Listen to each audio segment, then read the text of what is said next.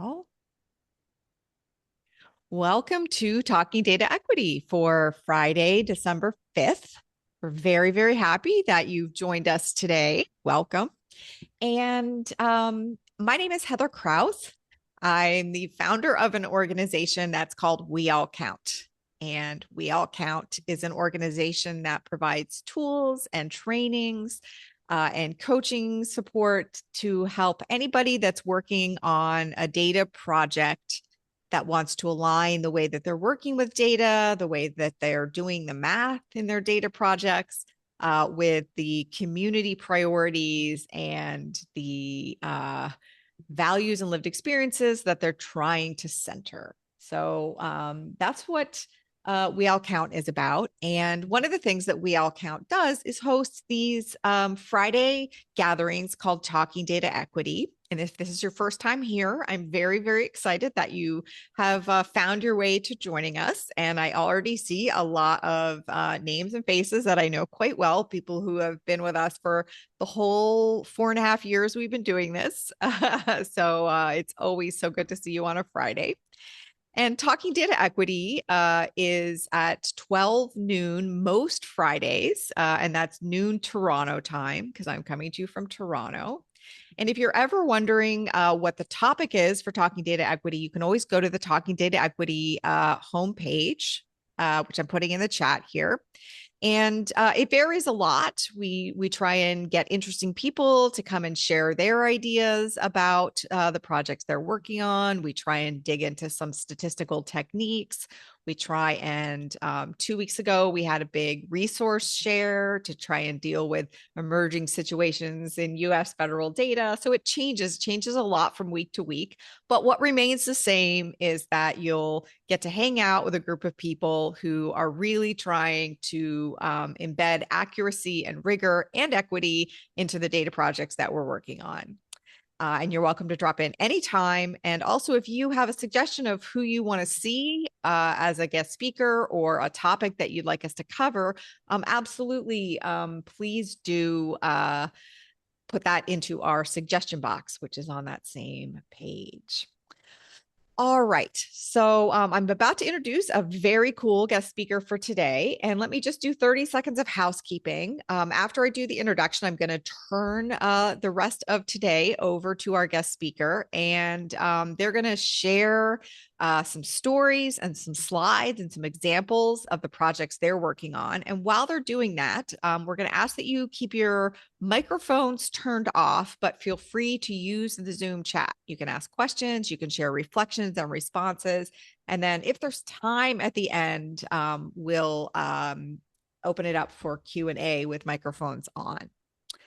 And with all of that housekeeping out of the way, I am extremely excited to welcome somebody who's going to talk to us about a topic and a specific sector that we get a lot of questions about. So I'm very happy to meet Amota Ataneka. Is that right? Great. And welcome him. He's a PhD student in quantitative methodologies education studies at the University of Cincinnati, Ohio, and with a very interesting biography that I'm not going to share because I know he's actually going to share himself directly with us. And so on that topic, let me turn it over to Amota. It's so good to have you, Amota. And I know how busy the life of a grad student is right now. So thank you for making time in your schedule to join us. Thank you so much, Heather. Really glad to be here. Very excited to share what we've been doing in the past 5 years. So, yeah. Should I keep going now with sharing screen? That would be awesome. Yeah, we can see your screen perfect and the slides look great. So you can just dive right in. Thanks.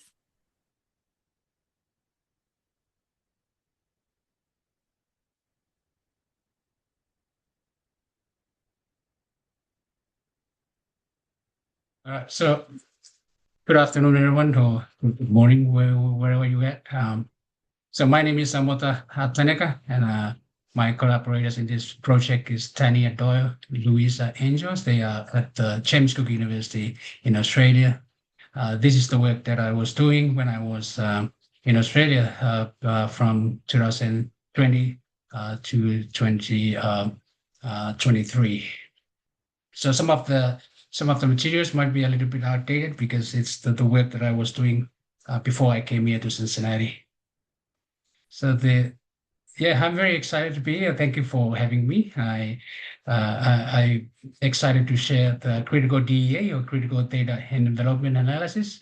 It is a critical approach for evaluating organizations that are homogeneous or they producing the same services, doing the same services, and using homogeneous inputs. For example, schools, banks, hospitals, and things in that nature. So I will be talking about my positionality, and then I will explain what data envelopment analysis is. And after that, then I will talk about critical DEA or the critical extension of DEA. If we have time, I will talk about the application in the context of Queensland State Primary Schools. When I talk about that, I will talk about the framework that we use, the red dead thinking, and then conclusion. So for my positionality, this is where I came from. I was born and raised in a very small island in the Pacific. The name is Kiribati. That's how you might pronounce it here. The TI at the end sounds S, so we say Kiribati. So I grew up in one of these. It's 33 islands, and you can see it's very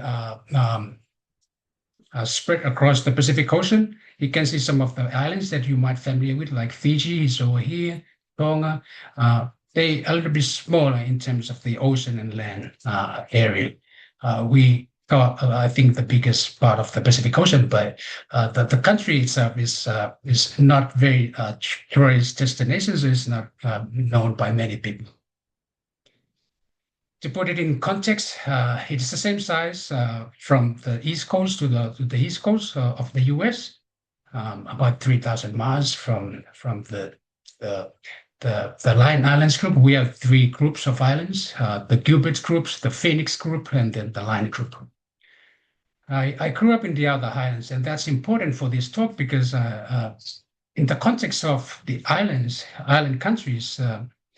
You can't really travel to the capital to see the modern stuff. There's an ocean between you. So it takes 1 week for me to buy boats to go to the capital island. So where I grew up, the development is very different from between the capital island and the outer island. I grew up in the outer island. I came to the main island when I was around 15 for senior high school. That's the first time I see everything that we have here, cars and sealed road and all of those things, the TVs, everything back in I think I have some pictures here, but everything we do in the outer island is very subsistence living. We wake up in the morning, we go fishing.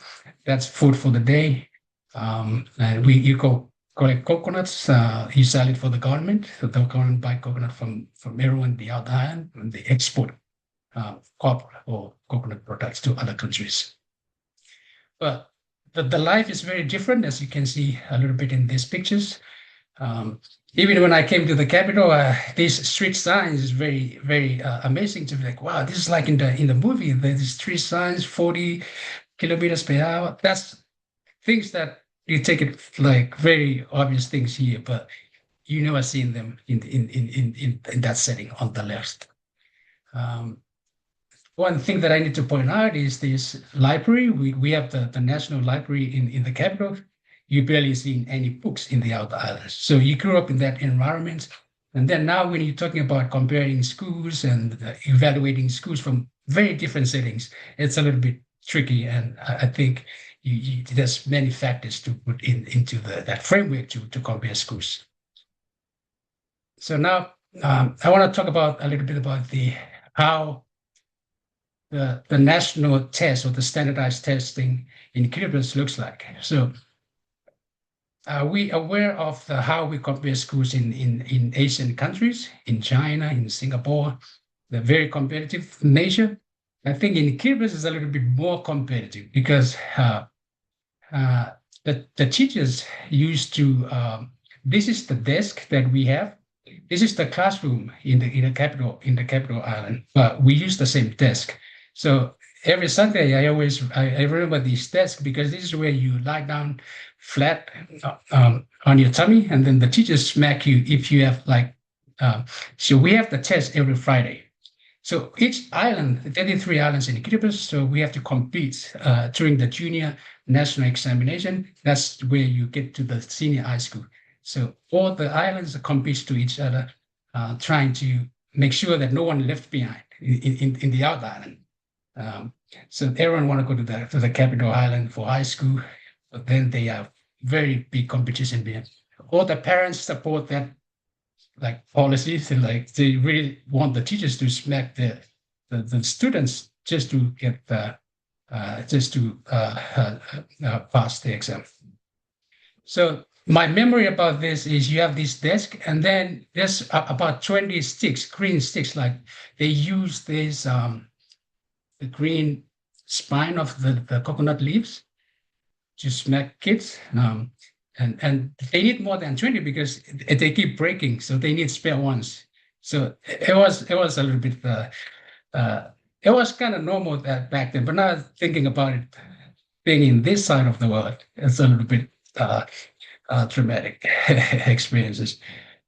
So that's a little bit about how competitive the islands.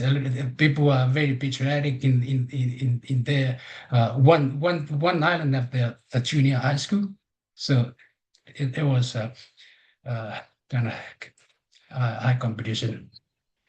But back to Australia, this is the difference between the Outback school and the school in this one on the right is the school in Melbourne. And then the one on the left is the school in Cooktown, which is one of the small towns, outback towns in North Queensland. So let's get back to data envelopment analysis. What it is a non-parametric algorithm to evaluate relative efficiency of homogeneous units, such as schools, hospitals, firms, and based on the multiple inputs and outputs. So that's the beauty of it. It has the ability to take into account multiple inputs, not just outputs, but inputs as well. So it is founded in 1978 by the Johns, Cooper, and Rhodes. It's using linear programming. I will talk slowly on how it works. So I did the same talk at the American Evaluation Association in a conference, and I realized that I think I need to talk more a little bit about DEA, how it works. I only had 15 minutes back then, so I didn't talk much about it, but now I think I have enough time to kind of explain it a little bit more. So it is a popular approach or method, quantitative method mostly in operational research and economics field disciplines. There are textbooks on DEA. We also have a conference, international conference on DEA. This is where people come and share new development, they improving DEA or using DEA in various kind of settings. So how it works is simply the ratio, the weighted sum of outputs divided by the weighted sum of inputs. And the key here is the weights, that how we determine these weights is where the magic happens. So let's walk through a very simple example using a bank. So let's say we have a bank and we got 6 branches in New York City, one in LA, one here in Cincinnati, one in Miami, Salt Lake City, Kansas City. And let's say we only have one input, one output. Then obviously you can see that the one in Cincinnati is more efficient in terms of this input and outcome. It has 8.75. compared to the rest. So the least efficient here is LA branch. So now the idea of DEA is to use that, the one that the more efficient in that group, use that to benchmark the other branches in this case. So now we can say that the branch in New York City is 46% efficient relative to the one in Cincinnati. So this is a simple example with one input, one output. And then now we try to expand that to have two outcomes. Right? You have personal transactions and business transactions. How many they process each day, and we still have the same inputs, the number of staff that each branch employed. So now in this scenario, you have you can do the same ratio, the output divided by inputs. And then you have Cincinnati is doing well in terms of personal transactions, and Kansas City is the best or the most efficient in terms of business transactions. Right? Simple ratios. So that's kind of the basic idea. So to calculate the efficiency, it's a little bit tricky now because. But I think it's easier to use the graph like this to visualize what happened there. So this is that table in putting it in a graph like this. So it's simply a scatter plot. Then you connect these two cities. Kansas City is the best in business transactions. Cincinnati is the best in personal transactions, right? And then you simply connect that to the y-axis and this. Vertical line to the x-axis. So everything in between, inside this, now you see where the name came from, enveloping. So these are the high performers enveloping the one that least efficient ones that inside this frontier, efficiency frontier. So now you can see more easily which ones that, like we see in the table, that Halley is the least efficient in terms of these two outcomes. So now to calculate the efficiency, the specific efficiency for each branch, bank branch, for example, for LA, we simply need to find this distance divided by the distance from the origin here to the intersection on that efficient frontier. So divide those two distances, and then you get the efficiency for LA. It's easy to find so looking at the numbers, these are just to kind of recap the numbers, but this is what I just talked about. This is doing DEA when you only have two outcomes and one input. You can kind of visualize it using the graph and just doing it by geometry.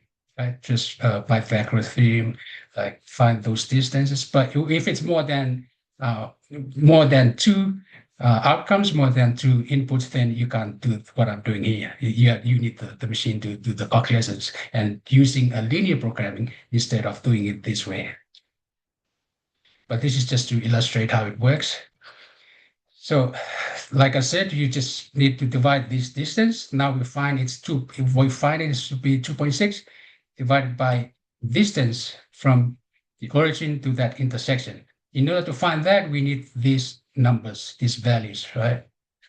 But we don't know yet. We need to calculate that. So we can still find that geometrically. I don't have to go through this. I'm putting a lot of details here because if I share the slide, one can follow the details, but I don't have to go through them. Right now, we have machines to do all these things for us, even ChatGPT, I think. So this is the step-by-step process. But once you get those, solve the equations, and then you get these numbers. So we found here it's 2.95, and it is 5.65 here. Then now you have those these distances. You can use that formula to find this distance here, and it is 6.37. So divide this 2.6 with 6.37, you get 41%. So the efficiency here for LA branch is 41%. That means compared to the benchmark that we set by those two city branches, it is 41%. So you can say 59% improvement.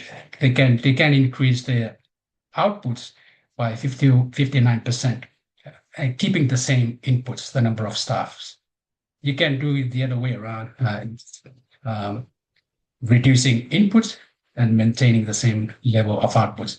So the development of DEA has been looking at these options, whether to increase this and this. It's a lot of new development now in DEA, and that's why you have that conference in DEA where they share these new innovations and how to work with DEA. So now let's I might skip this, but let's see. So this is now we have more than two inputs, and I mean 2 inputs and two outcomes. So now we can't use that graph. It will be a 4-dimensional space. So it is hard to illustrate that. Then DEA using the linear programming to construct that convex frontier. Now it's a plane now rather than just a line, and then it's doing the same idea. So behind the scene, when you're using a software to do this or R, this is the steps that it's doing behind, trying to maximize. If you're using an output-oriented model, then it's trying to maximize outputs, giving those resources, not just the resources, but the context that you have. So if it's the inputs orientation, then you're trying to minimize inputs, maintaining the same outcomes, then you kind of do the opposite of that.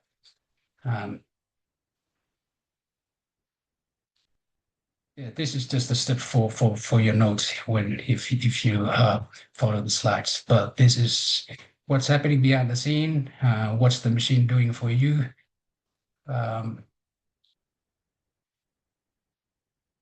Yeah. So in this example, we have 45%. For the efficiency for LA branch, if we have in this case we have we introduce another inputs, which is the floor space, right? So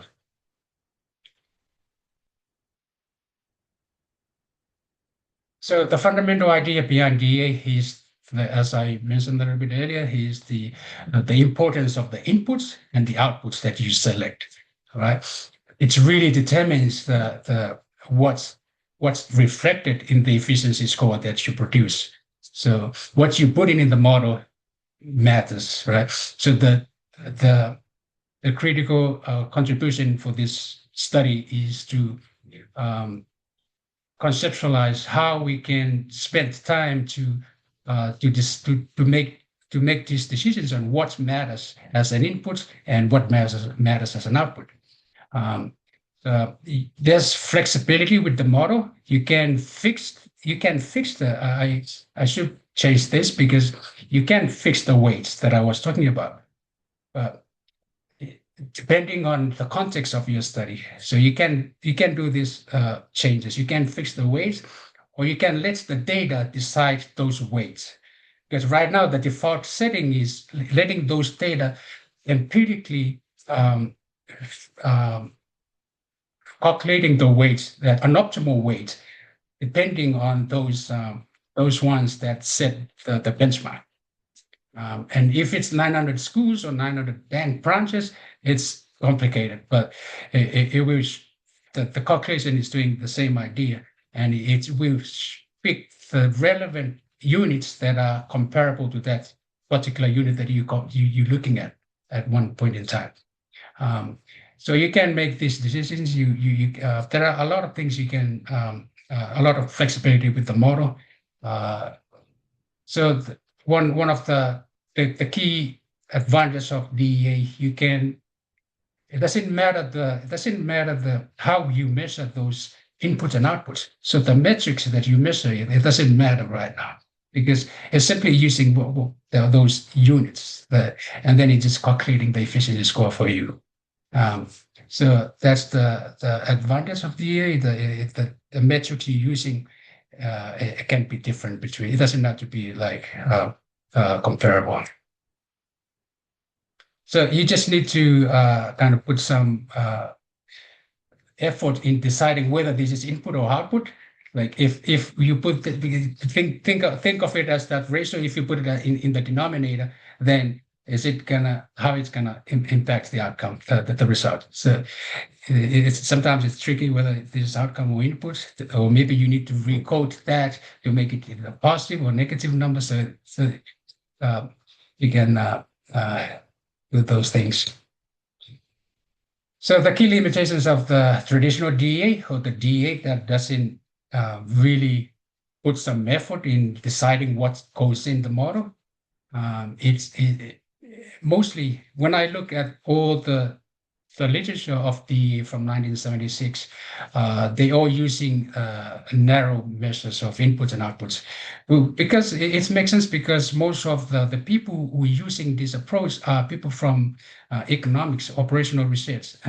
They come from that philosophical foundation where what they care about is using the numbers to inform some decisions.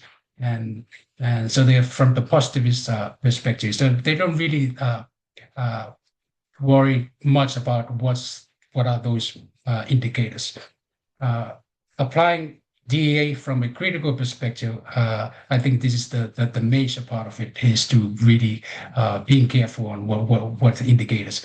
And I will talk more about this in this talk, but I think that the key here is to have a qualitative investigation, a qualitative research on its own, just to identify these indicators. That's the best way recommended in this study. Do your own survey, do your own interviews, do your own Delphi survey.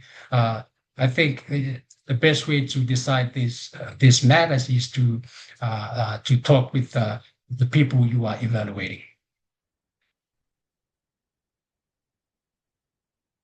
So yeah, like I mentioned before, PEA, it's used that algorithm. It's a really nice, convenient algorithm to do these calculations for you. It has the capacity to take into account multiple inputs, multiple outputs. But then what to put in the model is what really matters from our perspective, from equity, from critical perspective. So in this critical DA, we use the QuantCrit and QuantQuants theoretical frameworks to inform what to make these decisions, what goes in the model, even the purpose of the evaluation from the beginning to the end, from how you interpret the result, should be informed by QuantCrit and QuantQuant. And I will talk next about QuantQuants and QuantCrit for those who may not familiar. So just to recap, for critical DEA, you have to use these principles from QuantCrit and QuantQuant. And then I did the systematic review to see if DEA has been used from these perspectives. In my systematic review, I check if any of the DEA studies before used DEA mainly specifically for equity purposes or for critical analysis. And then in order to make decisions on what are the indicators to use for output and inputs, you have to pick one, or you have to pick a framework that can help you with that. And in this case, we use the red hat thinking that I will talk a little bit more later. But for those who may not familiar with QuantCrit and QuantQuants, QuantCrit is formally coined in 2018. We started this study in 2019. So when we started this, there was we didn't have QuantQuants at the time, and QuantQuant was pretty new at the time, 2019. Those ideas, as most people are familiar with, they've been there before this, but I think that this is the paper that put them together as a term that we use these days. But in 2023, I picked this paper by Dim and his colleagues because they, like concrete, the idea has been there before, but they try to put them together and they trying to tease out the principles that can guide a researcher to guide their research. So the key difference here is concrete is based on race and racism, right? That's like the the the the analysis or the critique should be based central on race and racism because it came from CRT, right? Critical race theory. So that's the difference. Crit quant doesn't is not coming from critical race theory. It comes from the broader critical theory. So it's not based on race alone. It can be broader than that. So the remoteness of the school, the socioeconomic, those other types of disadvantages can be captured by the crit quant approach. So I added this because I think with crit quant, I think we need both. We need both perspectives. I put the paper here that can explain more the specific principles. I put some here, but so for like everyone familiar with concrete, centrality of racism, numbers are not neutral, categories are neither natural nor given, data cannot speak for itself, and then social justice, right? But then crit quant, in this particular paper, they put forth these principles, foundation. Crit quant scholarship should be thoroughly grounded in both critical theories and quantitative methods throughout the research process. And then goals, you have crit quant scholarship aims to advance and reformulate critical theories and quantitative methodologies. So I will let people read that paper. Is I think they did a really nice job explaining what they meant by this 5 principles 6. So let me talk about the process of how we put this together, critical DA, in the context of schools' performance evaluations. So you have these two very opposing philosophies, positionalities, quantitative methodologies, and then I'm not sure if you can see this. So we have critical theory and quantitative methodologies. Historically, they don't really like, especially from the critical theory perspective, we don't trust the quantitative methodologies because of the dark history of statistics using the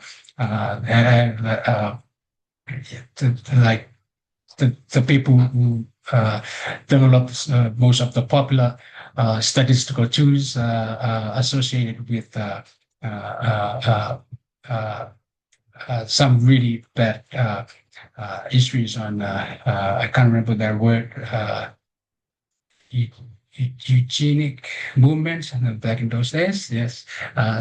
So in this study, it is one effort to kind of put them together and trying to use some of the quantitative methods that might help us in the equity oriented study or the critical agenda that we have. So this is one of those efforts to combine quantitative methodology and critical theory inquiry. So like I said, I did the systematic review. None of the DEA studies before did this. And as I will talk a little bit more about is because I didn't have the funding and I didn't have the time to really did my own qualitative research to inform what inputs and what outcomes matters for this evaluation. So I relied on the red hat thinking, which is a really big study in Australia that talks with stakeholders in Outback Australia, and they trying to get their view, their worldview on what education success is, what it looks like, and what matters from the perspective of Indigenous and non-Indigenous people living in the Outback Australia. So that's what I use in this case to inform the input and outputs that I need for this evaluation. Then I put this in dotted lines because they not fixed. The different settings, different studies, they might use a different framework.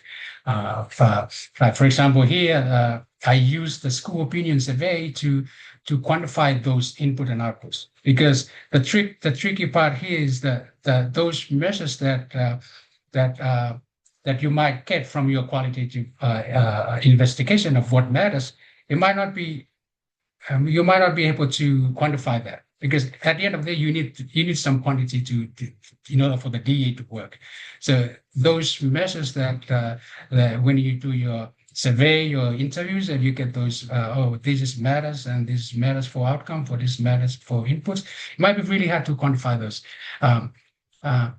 But as I will show this a little bit later, but I use the school opinion survey because that's the one that they do this. It's a big study. Every year they ask. I'm sure they have this in the US as well, but in Australia, in Queensland in particular, they ask 900 schools in the state. They ask these questions, a lot of questions for the students, teachers, and non-teaching staff, parents, and then I use those answers to quantify some of the indicators that recommended from the Red Dead study.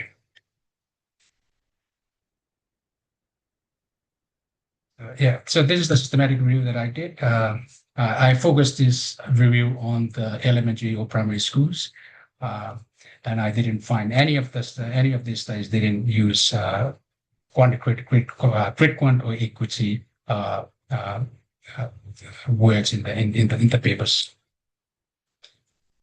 So in the context of schools, efficiency, the limitations of traditional DEA is it constructs the frontier, the efficiency frontier, using the highest performers, regardless of advantage, privilege, or context. And that's why I emphasize how we should decide what input and outcome to use, because when the schools with systematic disadvantage might appear inefficient, not because they underperform, but because the model does not take into account the context. So anything you put in the DEA will be reflected in the results. So if you put some information about the location of the school, if you have some data set on how far these schools from the main service center from the city, then that information is now reflected in the efficiency score.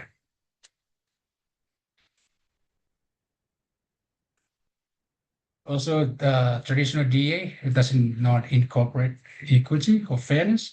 It assumes that the inputs that you put in the outcome data that you put in are neutral. So it doesn't detect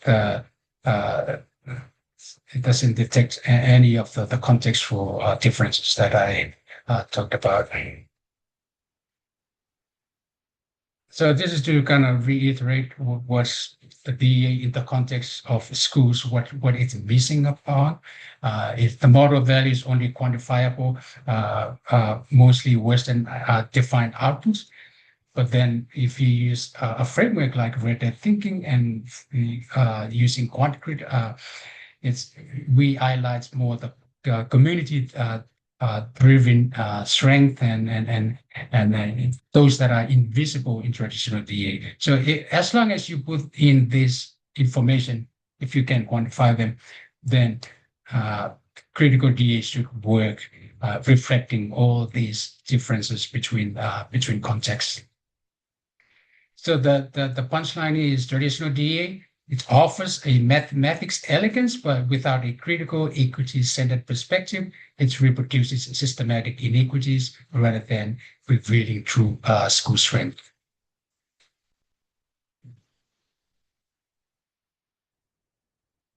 So the red thread thinking that I've been talking about, and kind of explain my background in it is so they try to use this red thread to symbolize the perspective of schools in outback Australia. The sand in Australian outback is mostly red, so they use this metaphor to explain that how they looked, how they explain school success, and the study, this is the quote from that study. If the system is really interested in measuring progress, it is clear that NAPLAN is the standardized national test in Australia.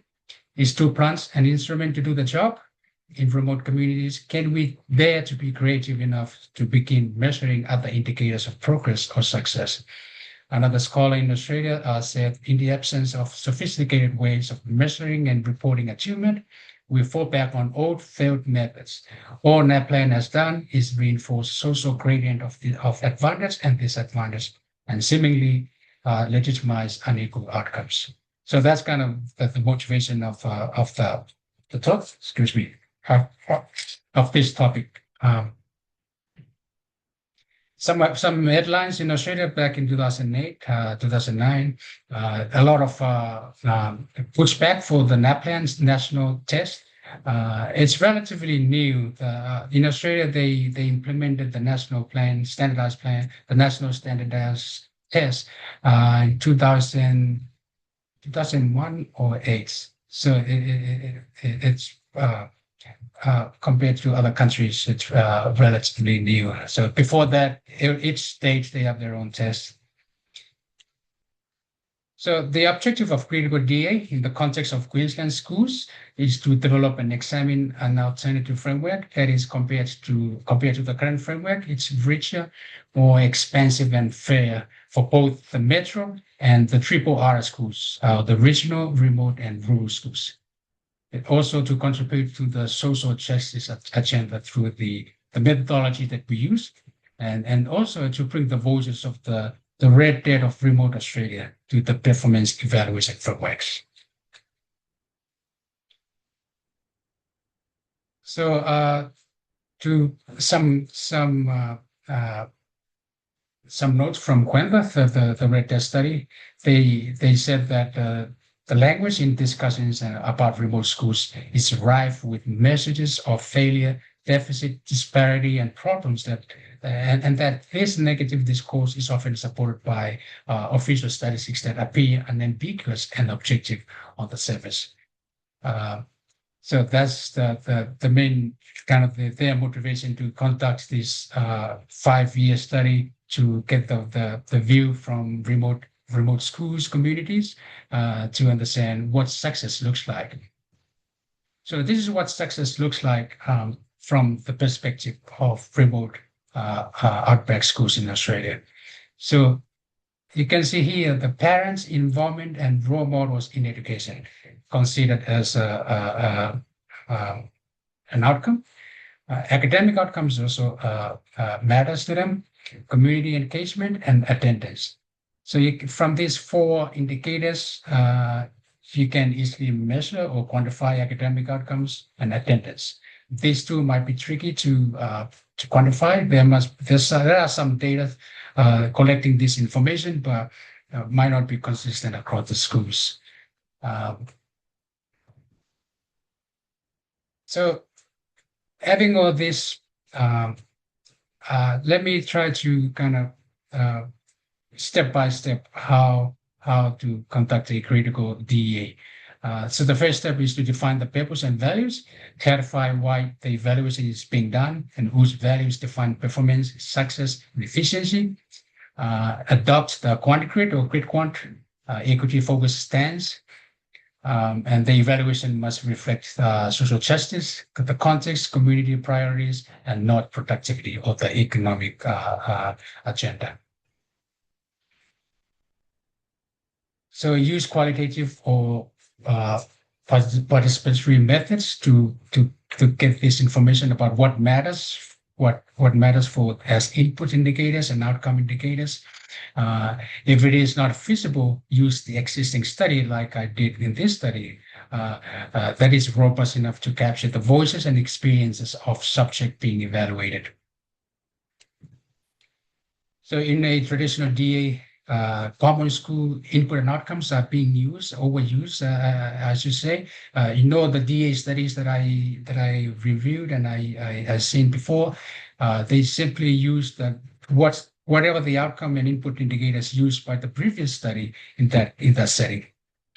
So with critical DA, we emphasize expanding that and use what we call critical indicators.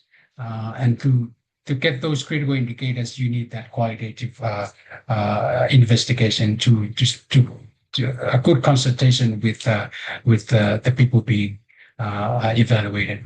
So the common ones and the ones that we use in this study are community engagement, the DEI, local voices, and efforts to ensure the critical perspective of indicators that you use to put in the model.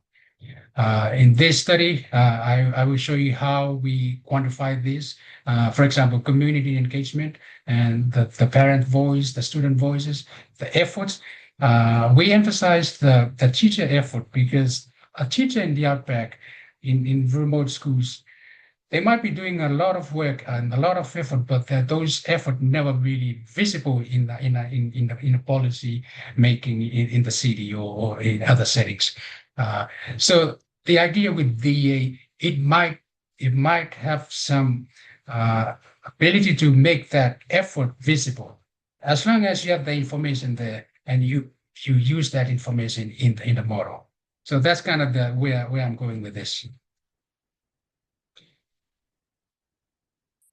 So another principle from QuantiCrit is not to create big data. We already have enough existing data. So the idea here is to use some existing ones. So if you don't collect your own qualitative data, it's also good idea to use ones that exist, like the school opinion survey that I talked about in the context of Queensland schools. They have really rich qualitative data on these voices, these efforts. They're not used directly as how I'm using it, but I'm using it the way I see when I read all those items, the questions in those surveys. Like this is really good proxy. It's a really good representation of the teacher effort. If the teachers in all the 900 schools in the state, they all answered in this way, and the variation between how they answer in the capital and in the outback, there might be some differences there. So if we have that data set already exists within the system, because this is the data set that collected by the school system itself. Like in this example, they have 90 survey items in this annual survey for not only teachers but all staff in the school, non-teaching staff, the school leadership, the students, the parents. So it's a really comprehensive data set that we can take advantage of. So that's what I did for this particular case. So now trying to identify what are the indicators that matters and informed by their thinking, we decided that the qualitative output indicators should be the community engagement, DEI, students' voice, teachers' voice, parents' voice, and staff voice. And that the input indicators, the school's effort, the teacher's effort, the non-teaching staff's effort, and the teaching and learning resources. So we have the administrative data about actual expense of the school or the funding for the school. But then now we have another perspective of the resources in the school from the survey, right? So these teaching and learning resources came from how the students answer those surveys, and the teachers how they think. How many do you have enough computers in this school? Do you have enough resources, internet or things like that?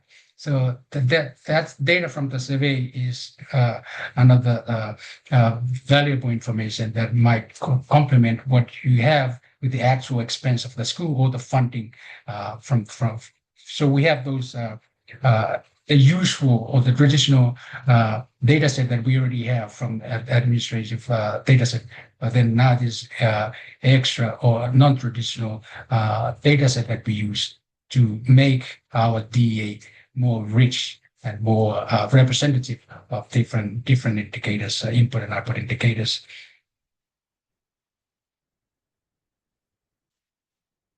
So this is just an example for DEI. There were 19 items in the actual survey that we used them to represent DEI. So, for example, my school has an inclusive culture where diversity is valued and respected. I feel confident embedding Aboriginal and Torres Strait Islander perspectives across learning areas. So these are some examples in the survey that 900 schools, they answer these questions. They might have different opinions on these questions in the survey. These are some more examples of the critical indicators. The teacher voice you have in the item.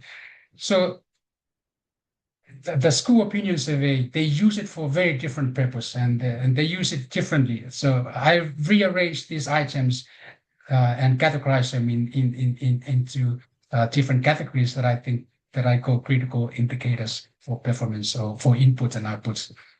So for teacher voice, you have questions about I feel confident in my ability to work autonomously.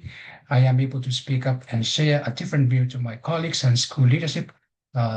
So these are some examples. For the community engagements, we have questions on this school has a strong sense of the community.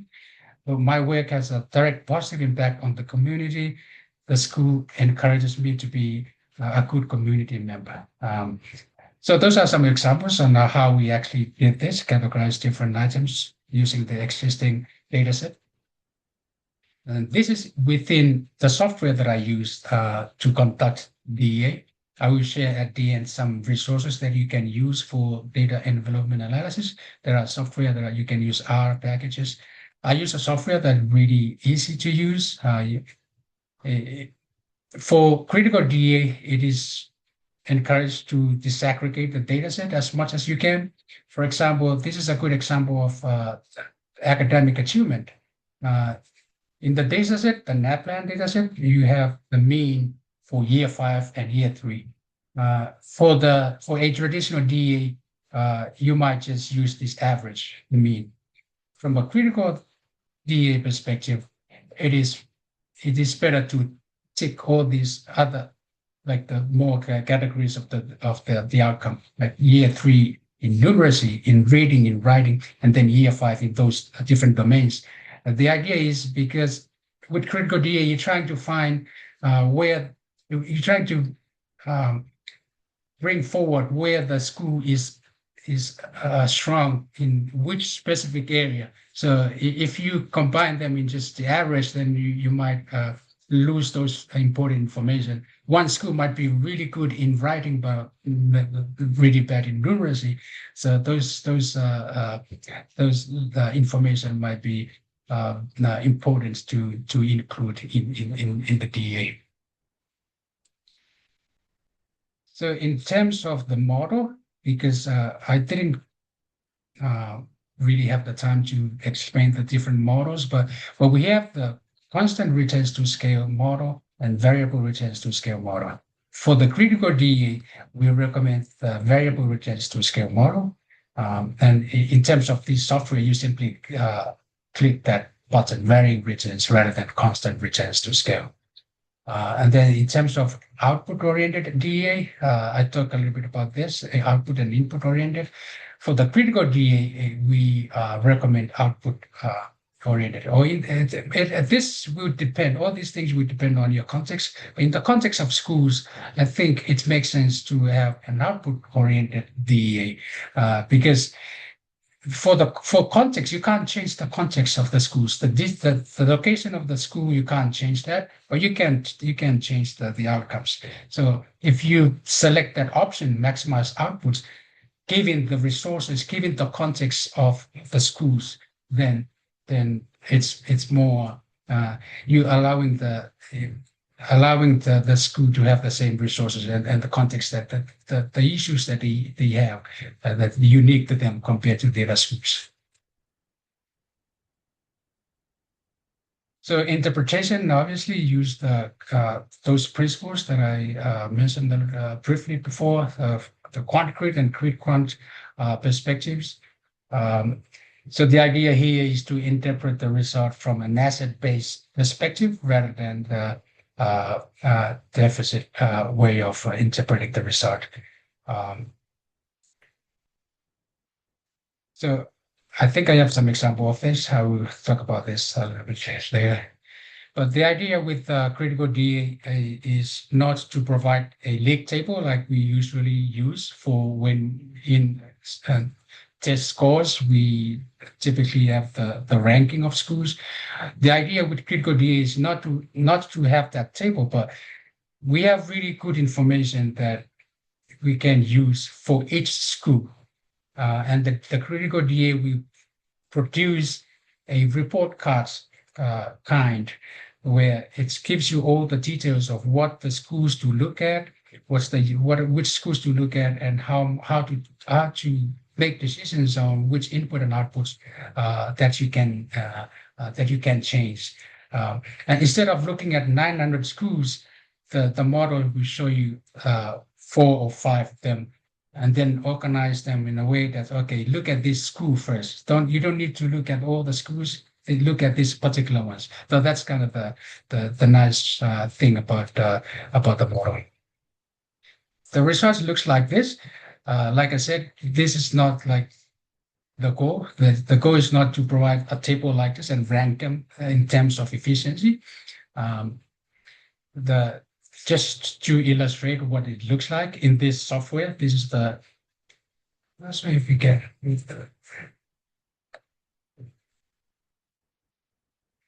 so yeah. So for example, this school 291 using traditional DA, it gets 80% efficiency score. If I change the model from constant returns to variable returns, but still using the traditional or the common, easy to access input and output indicators, then you have 81%. But then if you use all the critical performance indicators that I talked about, and you use the variable returns to scale, then that school is 100%. So now it's on that efficiency frontier that I talked about. So that's the idea. But this is not the main thing about critical DA. Just to illustrate to you. But when you do critical DA, this is not an important. It is not useful for you. The main important one is the report card. So, for example, using the traditional DA, that means not using the critical indicators that I explained before. You have this result, right? School 288. You have these peers, right? So these are the schools that these schools should look at to make some changes if they able to, and then it specifies what are those changes that they might need in order to move a little bit to get to that frontier. So these are it's a long report. I only put like a quarter of it here, but in terms of the variables, your improvement target is to increase this up to this level, increase it by 30%, increase the academic, this is the NAPLAN result, the academic result, and to make these changes in order to get to that frontier.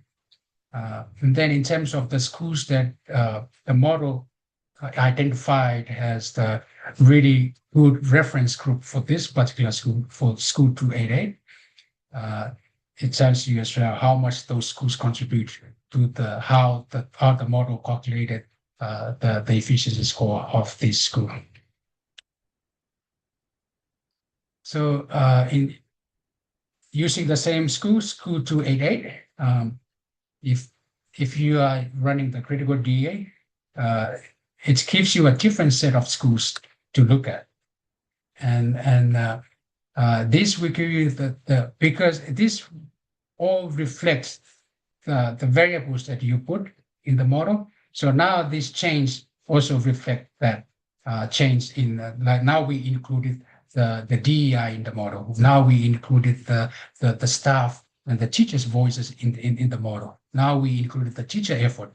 And now the model, it gives you a different set of schools to look at, and which implies these are the schools that are more close to how they make how they produce and how they use these resources given the context that they were at. So that's the idea. Now you have more options here. You can dig deeper into how to use some of the information in the report cards that the DA gives you. Maybe one example here is among all the inputs and outputs, the primary output driving the efficiency of this particular school is the teacher voice. It contributes 100% of the how we calculated the efficiency score. So out of among all these indicators, you can see that among the inputs, most of the influential ones was the teacher effort, 59, and then resources. The resources coming from the surveys, how many computers in the computer lab, and those kind of questions in the survey. So in effect, the model framed School 288's success as rooted not in standardized test performance or wealth, but in the commitment of its staff, their relationship with the community, and how empowered they feel in their roles. So you can make a lot of many kinds of conclusions. This is the limited ones that I can come up with, but there's many things you can a lot of insight that you can draw from this detailed report that you get when you generate the report. So to summarize this, under traditional DA, you have the efficiency of School 288. School 288 is located, I think it's in a regional area in Australia, in Queensland. So under traditional DA, you have 76%, but under critical DA, it is on the frontier, the efficiency frontier. And the reference set is changed to schools that are more regional, have the similar background with School 288. The idea here is that the efficiency that we talk about is not an absolute efficiency. It is a relative efficiency. So I think it's helpful when I explain how the calculation works, because now it's telling you it is not about one efficiency or productivity of one unit, but it's more about how efficient it is relative to those ones that are performing high compared to the rest. So to conclude, we emphasized how the non-traditional inputs and outputs should be taken into account to contextualize the efficiency scores that DEA produce.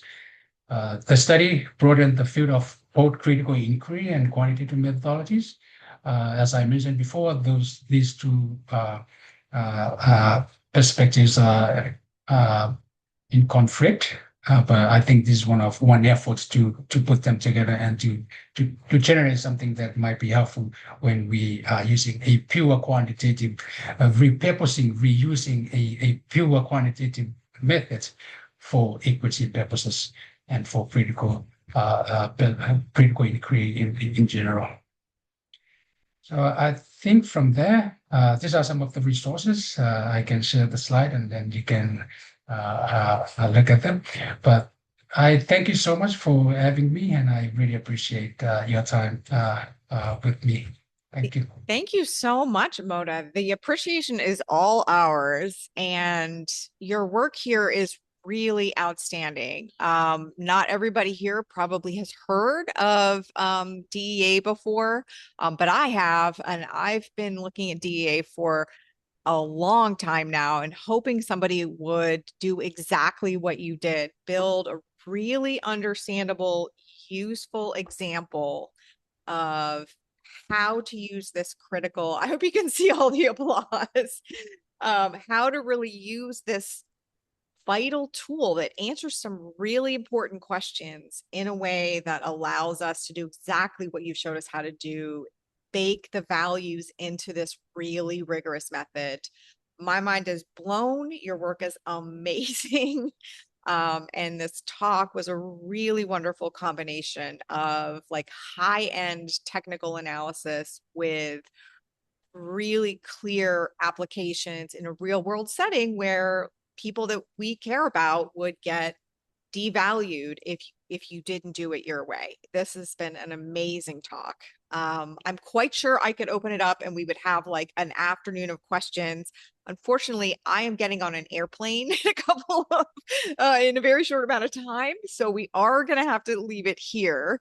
And we will make sure that you get all of the places to download the slides, rewatch the video, and maybe we'll talk about getting you back, Moda, for some questions and answers because this has been a fantastic talk. Thank you so much for coming. And I hope you can see all the applause and appreciation in the chat and in the little icons on the screen. Thank you so much. I just realized I well over time you should like give me a signal to No, it was worth it. Honestly, we nope. right, but We think it's very much worth it because the steps that you took us through were so vital in getting us to the end. And anybody that had to miss the last 5 minutes can come and watch the video. It was perfect. It was great. Have a okay, great okay. rest of your day, Amoda. And I know you're traveling back home, so safe travels today as well. All right. Thank you so much, guys. Bye, Thank you very much. everybody. See you Bye. later. Bye.